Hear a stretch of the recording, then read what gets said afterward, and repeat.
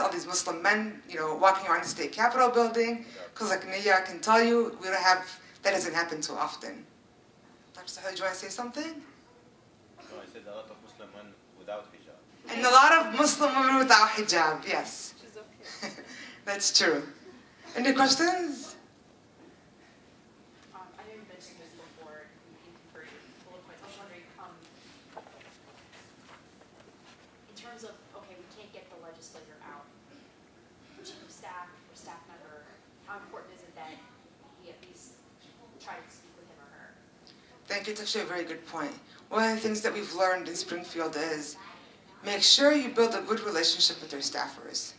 Their assistants are very important. If their assistant likes you, she'll call your cell phone and say, Senator is in, come and see him now.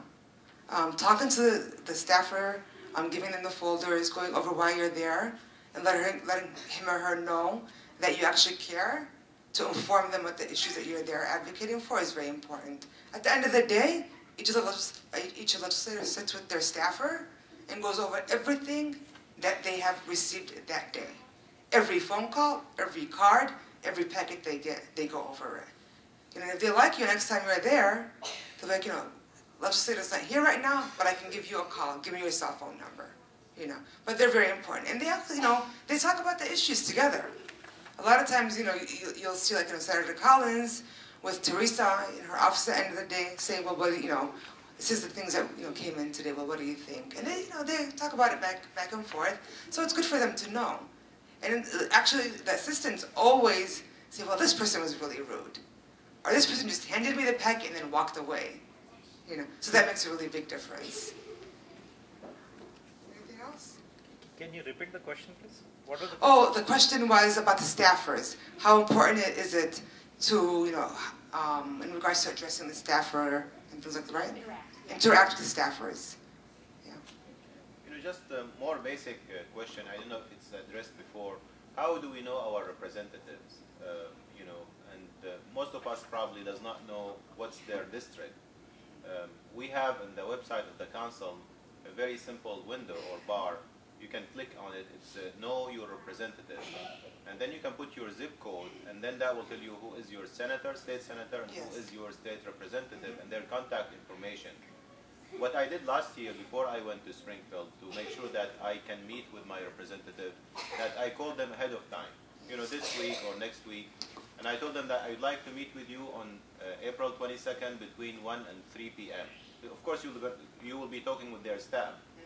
And they will give you usually appointment, few days, they will call you back and tell you, well, the senator is available at this time, 12:30 in his office, so you can come and meet with them. That's actually much better than to wait until that day and try to get an appointment with them, because they will be overwhelmed.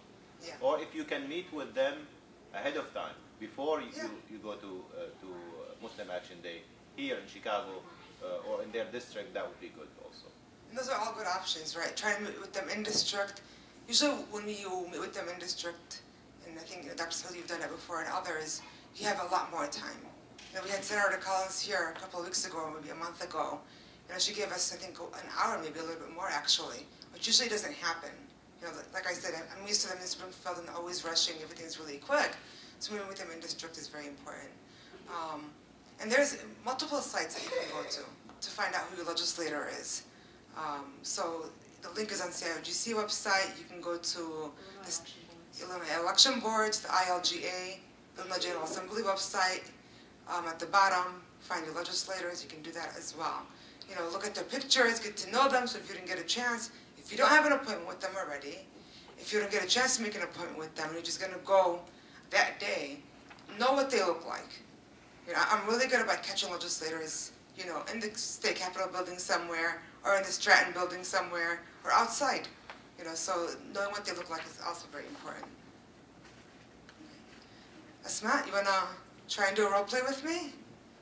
So Suzanne and I are going to do a quick role play, and then we're going to ask all of you to do one as well. It's good to practice. Every time I go to Springfield, I've been going there for 4 years now, I'm still really nervous when I have to talk to a legislator. So it's good to practice a few times. So when you go home, practice as well.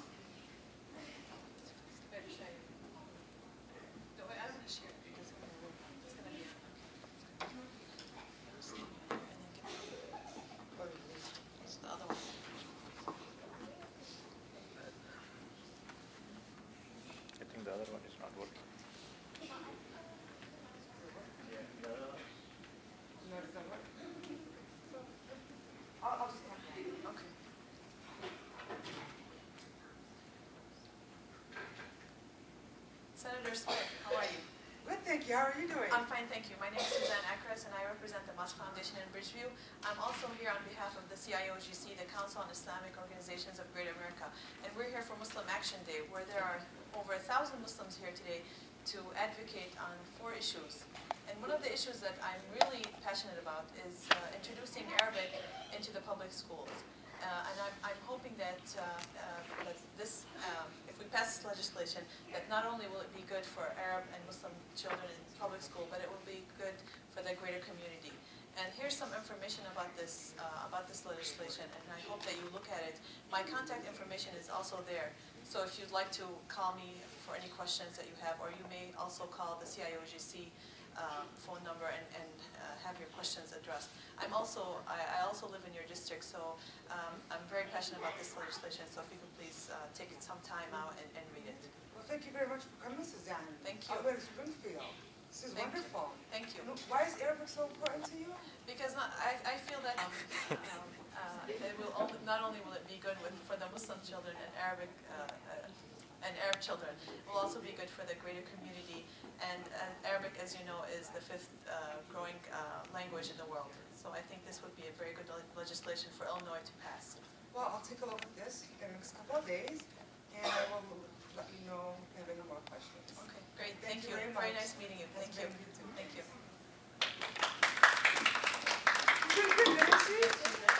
Did we miss anything? I was trying to... The business card? Oh, she gave me her...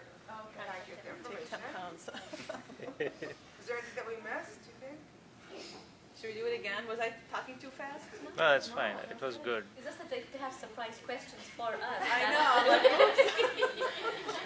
One question that might come up about the Arabic is, we're in a state budget crisis. I think bottom line is you asked a question, right? So knowing issues is very important, and why we support this, right? That's very critical. I mean, you have to know about the issue and what exactly it's highlighting, Right. so that we can respond to it. Also, it's important to know that you know more about the issue than the person you're speaking to. The representative or the senator does not know anything about the bill you're advocating for. So you know more information about them. That really will put you in higher status than them. So try to be really very comfortable with what you're saying. And you need to educate them, basically, about the issue. Whether it's a housing bill or education bill or Arabic, basically be as an educator to them. Because they need to know. I mean, they have all kinds of bills they need to pass, and they don't know the details of these bills. So you need to tell them 1, 2, 3, Arabic is good for our future. It's the language of commerce and trade. It will open doors of opportunities to our children. It's good for our, national security. Things like that. So, prepare it in your mind 1, 2, 3, so you won't be, caught, of